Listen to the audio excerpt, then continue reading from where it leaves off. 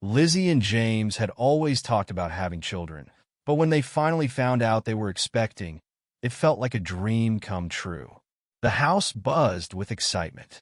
The two of them spent hours together, poring over catalogs for cribs, car seats, and nursery decor, imagining their future child in every detail. They debated over baby names. James was leaning towards something classic like Charlotte, while Lizzie preferred something unique like Aria. Their evenings were filled with laughter and lighthearted banter as they envisioned their growing family. Lizzie even made time to meet with her friend Jenny, who had a toddler of her own. Over coffee, Jenny offered gentle advice about sleepless nights and the inevitable unpredictability of motherhood, which only made Lizzie more eager for the challenge. Yet, amid the joy and preparation, a subtle cloud began to form. One day, Lizzie felt an odd discomfort in her abdomen. It was a fleeting ache that she dismissed quickly, attributing it to the usual symptoms of pregnancy.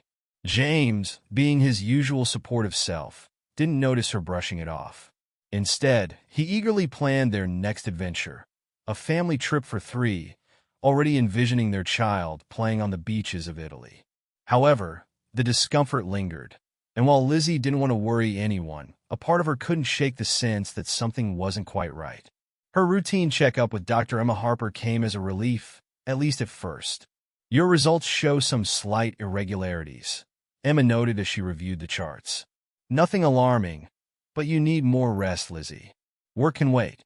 Dr. Harper was kind but firm, sensing Lizzie's hesitation.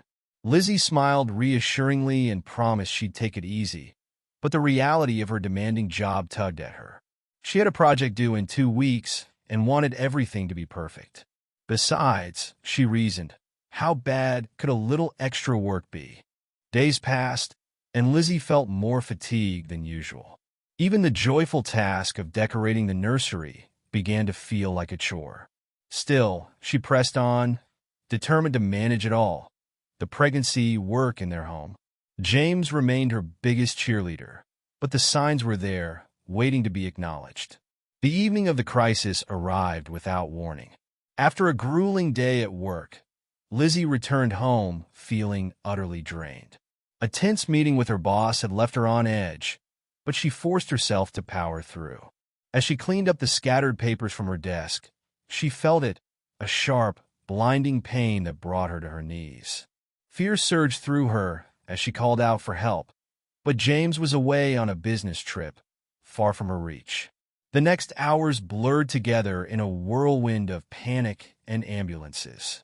Despite the best efforts of the doctors, the pregnancy couldn't be saved.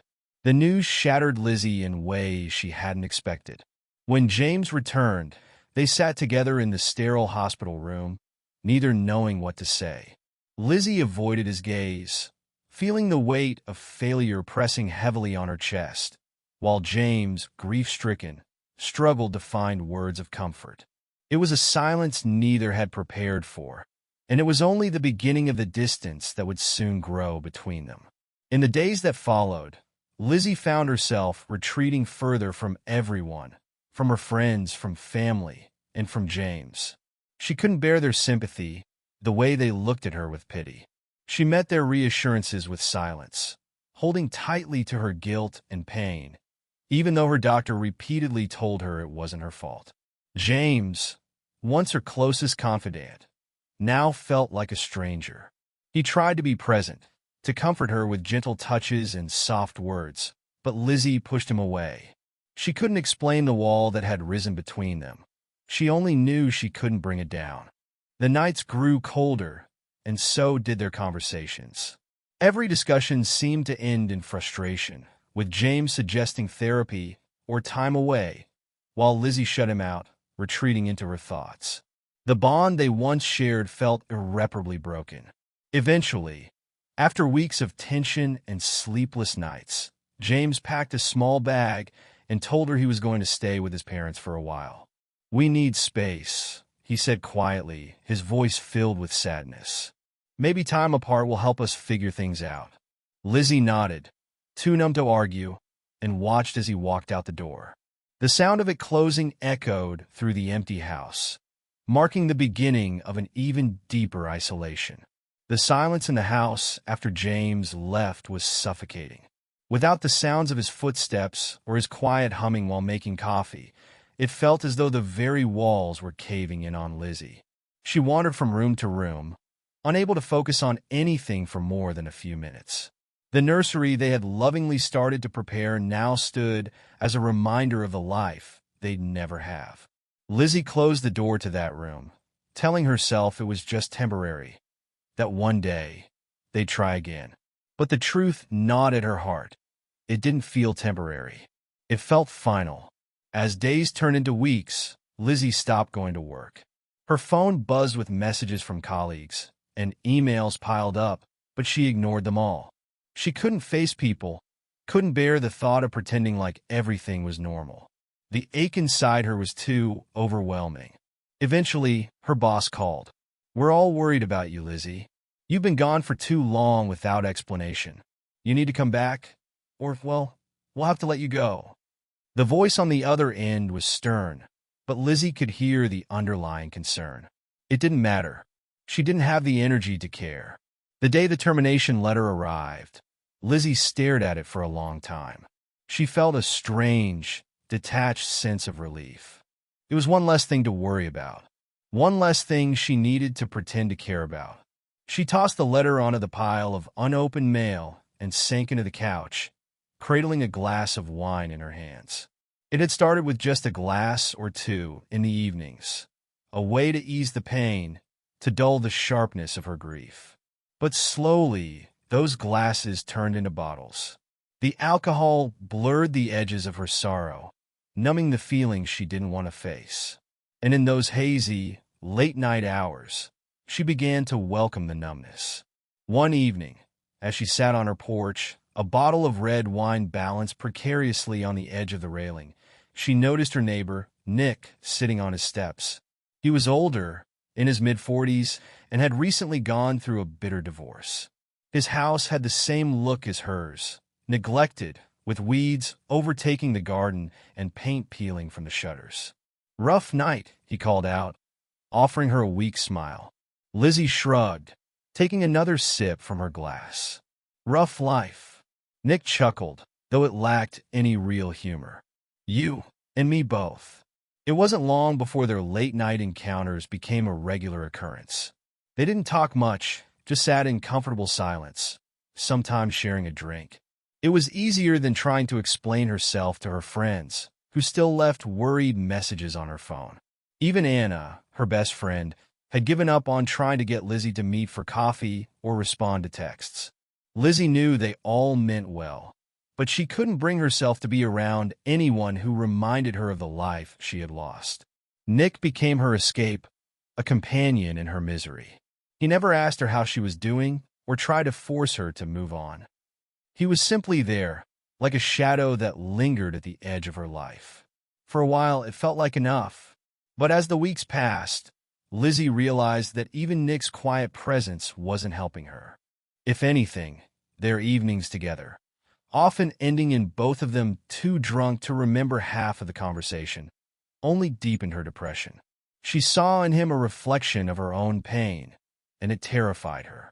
She didn't want to become someone who was swallowed whole by grief, too broken to ever move forward. One particularly bleak night, after Nick had gone inside, Lizzie sat on her porch steps, the weight of her despair pressing down on her. She stared at the empty street, feeling more alone than ever. She knew, in the quietest part of her heart, that she couldn't keep living like this. But the path out of the darkness felt so far away, so impossible to reach. The next morning, as Lizzie sifted through the mound of unread letters on her kitchen table, she came across an envelope with a familiar handwriting. It was from Professor Brian Collins, her old university mentor. Lizzie's heart skipped a beat. She hadn't spoken to him in years, but his words had always held a special place in her life. With trembling hands, she opened the letter. "Dear Lizzie, I heard about your loss through some colleagues and wanted to reach out. I can't imagine the pain you're going through, but I know you, and I know that you have an incredible strength inside you. I wanted to invite you to come visit me at the university. We could catch up, and I'd love to offer some advice on your career, or simply be a listening ear if you need one. Take your time, but know that you always have a place here. You're capable of so much, Lizzie, even when the world feels like it's closing in on you. Yours sincerely, Brian. Lizzie held the letter close to her chest, feeling the first stirrings of hope she had felt in months. The idea of going back to the university, to the familiar campus where she had once been so full of ambition, seemed like a lifeline. But she wasn't ready. Not yet. The weight of her grief still felt too heavy. However, for the first time in a long time, she felt a tiny spark inside her. Maybe, just maybe, she could find a way back to herself. Days passed after receiving Brian's letter, but the thought of visiting him lingered in Lizzie's mind. Eventually, she gathered the courage to book an appointment with a therapist, Michael. It was a small step, but one that felt monumental to Lizzie. She wasn't sure what to expect from therapy, but she knew she needed help. Michael, a kind and patient man in his early 40s, created a safe space for Lizzie to finally express the pain she had been burying for so long. In one of her group sessions, Lizzie met Olivia, a woman who had recently gone through a difficult divorce and was raising a small child on her own. Despite their different circumstances, they bonded over their shared feelings of isolation and loss. Their conversations started cautiously, but soon evolved into a friendship built on mutual support. Lizzie found comfort in Olivia's strength, and for the first time, she felt less alone in her journey. As Lizzie began to work through her emotions in therapy and leaned on her new friendship with Olivia, the fog of despair slowly began to lift. She wasn't fully healed, and the future still seemed uncertain, but she was no longer sinking. There was still so much work to be done, but for the first time in a long time, she felt like she was moving, even if only by inches, toward the light. Months passed, and though the weight of Lizzie's grief had not fully lifted, she felt herself shifting slowly out of the fog that had consumed her. Therapy with Michael was helping. Some days were harder than others, but Lizzie learned to accept that her healing would come in waves. She no longer drowned in the pain. Instead, she began to swim through it. One day, after a particularly enlightening session, Lizzie decided it was time to visit her old university mentor, Professor Brian Collins. She hesitated at first, unsure if she was ready to face the reminders of her former self, the driven, ambitious woman who had once seen the world as filled with limitless possibilities. But as she walked the familiar campus paths, she felt a strange sense of peace. The old brick buildings, the large oaks that lined the courtyard, everything seemed to welcome her back with open arms. When Lizzie knocked on Professor Collins' office door, his face lit up with a warm smile. "Lizzie, it's so good to see you," he said, pulling her into a fatherly embrace. His office looked just as she remembered it, shelves lined with books, papers strewn about the desk, and the faint smell of old leather.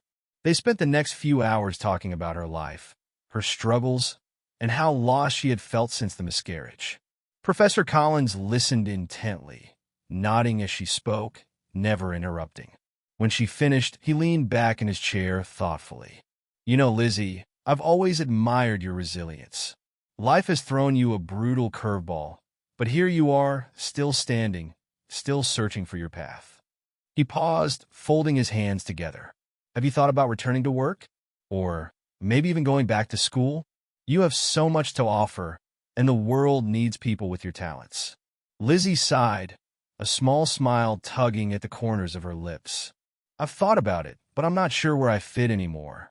I'm not the same person I was before all this happened." Brian nodded in understanding. "You don't have to be. You've changed, yes, but that doesn't mean your story is over. In fact, it could be the beginning of something even more meaningful." His words stayed with her long after she left his office. Lizzie wasn't quite ready to dive back into a career, but she began to entertain the idea. It was the first time in a long while that she didn't feel utterly paralyzed by her future. She started thinking about new possibilities, new ways she could use her skills, maybe even in a completely different field. With the support of her therapist, Olivia, and the occasional encouraging email from Brian, Lizzie took the plunge and decided to return to the workforce. But this time, she sought something different, something less emotionally taxing than her previous corporate job. A position opened at an IT company looking for a data analyst. And though it wasn't a field she had experience in, Lizzie applied. She needed a fresh start, and this seemed like an opportunity to redefine herself. To her surprise, the company hired her. On her first day, Lizzie walked into the sleek, modern office space with a mix of nerves and excitement. She had barely settled in her desk when she met Harry, the head of her department. From the outset, their relationship was strained. Harry, a man in his late 30s with a reputation for being assertive and efficient, seemed unimpressed with Lizzie's cautious approach to data analysis. "You need to be more flexible, Lizzie," he said, barely looking up from his laptop during one of their early meetings. "Data isn't always black and white. Sometimes you have to take risks." Lizzie frowned, feeling her defenses rise. "I believe in being thorough. I don't think rushing through things just for the sake of taking risks is wise." Harry shrugged. "If we don't innovate, we'll fall behind." The tension between them grew. Every project seemed to turn into a battle of wills. Harry pushing for bold, sometimes risky strategies, while Lizzie insisted on careful, methodical approaches. It was exhausting. Lizzie often left work feeling drained, wondering if she had made a mistake in returning to a corporate environment so soon. As if dealing with Harry wasn't enough, Lizzie found herself in the crosshairs of Louise, a younger, ambitious colleague who seemed determined to outshine everyone in the department. Louise, with her polished appearance and sharp tongue, wasted no opportunity to undermine Lizzie's efforts. She had a way of swooping in after a meeting, offering suggestions to the higher-ups that just so happened to mirror Lizzie's work, but with a twist that made it appear as though Louise had come up with the idea first. At first, Lizzie tried to brush it off. She was new, and she didn't want to make waves. But after a few weeks of Louise sabotaging her projects, Lizzie couldn't ignore it anymore. One afternoon, after yet another meeting where Louise took credit for her work, Lizzie decided to confront her. "Louise," Lizzie said as she approached her desk, trying to keep her voice steady. "Can we talk?" Louise looked up, feigning surprise. "Of course, Lizzie. What's on your mind? I've noticed that you've been presenting some of my ideas to the team as your own. It's not the first time it's happened." Louise raised an eyebrow, her expression innocent. "Oh, I didn't realize you felt that way. We're all working toward the same goal here, aren't we?" "Yes, but that doesn't mean you can take credit for my work." Louise's smile was tight. "If you have a problem with me, maybe you should speak to Harry. He values initiative and collaboration, Lizzie. Maybe you should try showing a bit more of that." Lizzie clenched her fists but walked away. Arguing with Louise would only make things worse, and she didn't want to stoop to her level. But that night, as she sat in her kitchen, nursing a cup of tea, Lizzie felt the familiar wave of doubt creeping in. She had worked so hard to rebuild her life, but this new job felt like another uphill battle. Was it even worth it? The next day, as Lizzie was reviewing data in the break room, Thomas, one of the senior analysts, sat down beside her. He had a quiet, thoughtful demeanor and had been one of the few people in the office who had gone out of his way to help her settle in. "I've noticed what's been going on," he said, his voice low. "With Louise, I mean." Lizzie looked up surprised. "Oh, it's that obvious?" Thomas gave her a sympathetic smile. "Louise has a reputation for stepping on people to get ahead. But don't let her discourage you. You've been doing solid work. Harry may not always show it, but he respects results, and yours are hard to ignore." Lizzie felt a flicker of hope. "Thanks, Thomas. It's been tough adjusting to all of this. I just want to prove that I belong here." "And you will," Thomas said with quiet certainty. "Trust your instincts. You've got this." That small moment of support made all the difference. With Thomas's encouragement and a renewed sense of determination, Lizzie threw herself back into her work, determined to rise above the office politics. Over time, Harry began to take notice of her contributions, and their disagreements became less frequent. Slowly but surely, Lizzie started to earn the respect of her colleagues, even Harry. As the months passed, Lizzie found herself gaining ground at her new job. The initial tension with Harry began to ease as they both found a middle ground. He continued to push for bold approaches, but Lizzie's measured and thoughtful analyses had led to several successful projects, earning her the respect of both Harry and the team. There was still friction, but now it was less about confrontation and more about spirited collaboration. One afternoon, as the team gathered to review a major project that Lizzie had spearheaded, Harry stood at the head of the conference table and looked directly at her. "Lizzie," he said, with an unfamiliar warmth in his voice, "your strategy on this project was exactly what we needed. I'll admit I had my doubts early on, but you've proved me wrong." There was a ripple of surprise in the room. Harry wasn't known for giving praise easily, and Lizzie could feel her cheeks flush as a mix of pride and relief washed over her. She managed a modest smile and thanked him, but inside, she felt a deep sense of accomplishment. After everything she had been through, this moment felt like a small victory, proof that she was capable, that she was finding her way back to herself. Not everyone in the room shared in that sentiment, though. Lizzie could feel Louise's eyes on her, a simmering frustration behind the tight smile she wore.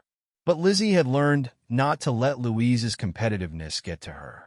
She had allies now, people like Thomas, who had become a trusted mentor, and even Harry, who respected her work, even if he didn't always agree with her methods. After the meeting, Thomas approached her, his usual calm demeanor shining through. "That was well-deserved, Lizzie. You've really made an impact here." Lizzie smiled, grateful for his steady support. "Thanks, Thomas. I wasn't sure if I'd make it this far." He chuckled softly. "I always knew you would. You just needed to give yourself time." His words lingered with her as she returned to her desk. Time. It was something she had fought against ever since the miscarriage. Time had felt like the enemy. The more it passed, the more distance it put between her and the life she had imagined. But maybe time wasn't the enemy. Maybe it was the very thing that had given her the space to heal, to grow, and to rediscover the parts of herself she had thought were lost. As Lizzie's confidence at work grew, so did her interactions with Harry. They no longer exchanged cold words in meetings or clashed over strategies. Instead, their discussions had shifted into a place of mutual respect. Harry, for all his pushy ways, had started to seek out Lizzie's opinion more often, and their debates turned into productive conversations. One evening, as Lizzie was gathering her things to leave the office, Harry caught her by the elevators. "Lizzie, wait up," he called, jogging over with his usual intensity. "I was thinking, you've been doing a lot of great work lately. How about we grab a coffee and brainstorm ideas for the next project?" Lizzie hesitated for a moment. The idea of spending time outside the office with Harry was something she hadn't considered.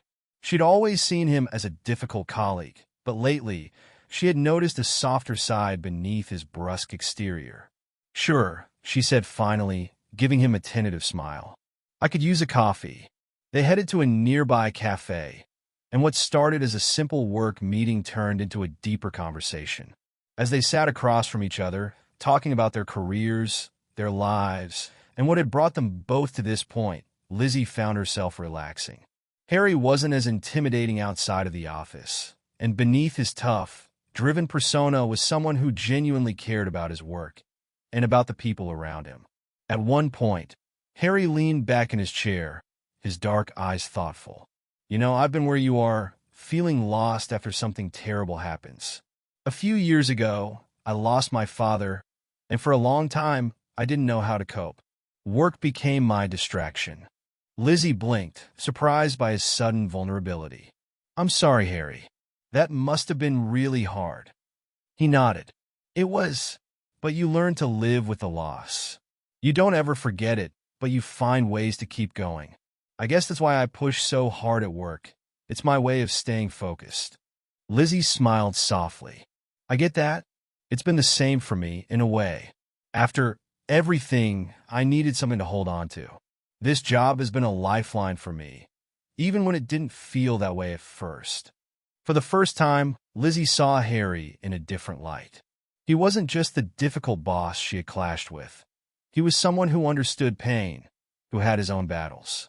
There was something comforting in that realization, in knowing that they both carried burdens but were finding ways to move forward. As the evening wore on, their conversation shifted from work to more personal topics, hobbies, favorite books, and shared interests. Lizzie found herself laughing at Harry's dry sense of humor, something she had never noticed before. By the time they left the cafe, there was an undeniable connection between them, one that neither of them could ignore. As Lizzie's relationship with Harry deepened, she found herself facing a new challenge at work. Louise, clearly sensing the growing rapport between Lizzie and Harry, doubled down on her attempts to undermine her. It became clear that Louise saw Lizzie as a direct competitor, someone standing in the way of her own ambitions. Louise's efforts became more blatant. She started spreading rumors, making it seem as though Lizzie was cozying up to Harry for career advancement. Whispers circulated around the office, and soon, Lizzie could feel the weight of the gossip whenever she entered a room. One afternoon, as Lizzie passed Louise in the hallway, she overheard her saying to another colleague, "Well, it's no wonder Lizzie's getting all these promotions. She knows how to play the game." Lizzie's heart sank. It wasn't just the rumors that hurt. It was the implication that her hard work meant nothing, that all she was achieving was because of her relationship with Harry, rather than her own merits. But instead of retreating like she might have done in the past, Lizzie stood firm. She wasn't going to let Louise drag her down. One evening, after a particularly difficult day, she confided in Thomas. "I don't know how to deal with Louise anymore," she admitted. "It's like she's determined to make my life a nightmare." Thomas listened thoughtfully before offering his advice. "Louise thrives on getting a reaction. Don't give her that power. Keep doing your work, Lizzie. You've already proven yourself. People are noticing, and not just Harry. The truth always has a way of coming out." His words gave her the resolve she needed. Instead of getting drawn into Louise's petty games, Lizzie focused on her work. She knew her value, and she wouldn't let someone else define her. As Lizzie navigated the challenges at work, her relationship with Harry continued to evolve. Their late-night coffees became a regular occurrence, and soon, the lines between professional and personal began to blur. It wasn't long before Harry's feelings for Lizzie started to show in small but unmistakable ways. The lingering glances, the way he smiled whenever she walked into the room, and the way he always made time for her, even when he was swamped with work. Lizzie, for her part, was hesitant at first.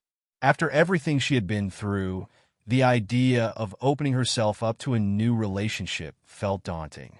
She feared repeating the mistakes of the past, feared that the fragile connection she was building with Harry would shatter if she allowed herself to care too deeply. But Harry was patient. He never pushed, never demanded anything more than she was ready to give. And over time, Lizzie's walls began to come down. Slowly, she let herself feel something she hadn't allowed herself to feel in a long time. Hope. As time passed, Lizzie's life continued to shift, steadily moving from the shadows of her grief into the light of new possibilities. Her relationship with Harry deepened, both at work and beyond. They no longer danced around their growing feelings, and what had begun as friendship and professional respect blossomed into something much more profound. Harry's patience and understanding allowed Lizzie to trust him, and slowly, she let him into the parts of her heart she had kept locked away for so long. One evening, after a successful work event, Harry invited Lizzie to dinner at a quiet little restaurant they both liked. It was one of those places tucked away in the city where people went to escape the noise. They sat across from each other, talking about everything but work, laughing, sharing stories, and simply enjoying each other's company. Harry, as always, listened attentively, his gaze soft and thoughtful as Lizzie spoke. "Lizzie," he said quietly, his tone more serious now, "I've been thinking a lot about us, about where we've come from, and where we're going." Her heart fluttered, sensing the gravity of his words. "What do you mean?" He reached across the table, gently taking her hand in his. We've both been through a lot, and I know that you're still healing, that there are parts of your past that will always be with you. But I want you to know something. I love you, Lizzie. I didn't expect to feel this way, but I do. I love the strength you've shown, the kindness you carry, even after everything you've been through. Lizzie felt her breath catch. For so long, she had been afraid to open herself up again, afraid of the pain that might come with love. But as she looked into Harry's eyes, she realized something important. He wasn't asking her to forget her past. He wasn't asking her to be someone she wasn't. He loved her as she was, scars and all. I love you too, Harry, she whispered, her voice steady despite the rush of emotion building inside her. I never thought I'd be able to say that again, but I do. I love you. It was a turning point, a moment where Lizzie allowed herself to let go of the past just enough to embrace the future. From that night on, their relationship flourished, and Lizzie found herself happier than she had been in years. She wasn't trying to replace what she had lost, but she was creating something new, something equally beautiful. At work, Lizzie's success continued to grow. She had earned the respect of her colleagues, and even Louise had finally backed down, recognizing that Lizzie wasn't someone who could be easily defeated. The rumors that had once circled the office faded, and Lizzie's professionalism and dedication spoke for themselves. With Harry's support, Lizzie led one of the company's most ambitious projects to date, a complex data analysis initiative that secured the company several high-profile clients. Her name became synonymous with reliability and innovation, and soon, she was offered a promotion, a leadership role that put her at the forefront of the company's strategic direction. As much as the promotion thrilled her, Lizzie realized something else during this time. Her purpose had expanded. Yes, her work was important, but there was more she wanted to do. She remembered the dark days after her miscarriage, the isolation and pain that had threatened to swallow her whole. She thought about how far she had come, but also about the countless women who might still be in that dark place, unable to find their way out. It was during one of her therapy sessions with Michael that the idea first came to her. What if I started something, she mused aloud as Michael listened. A foundation, something to help women who've experienced pregnancy loss, who don't have the support they need. Michael smiled warmly. I think that's a beautiful idea, Lizzie. You've come through so much, and now you're in a place where you can help others. It could be incredibly healing, not just for them, but for you too.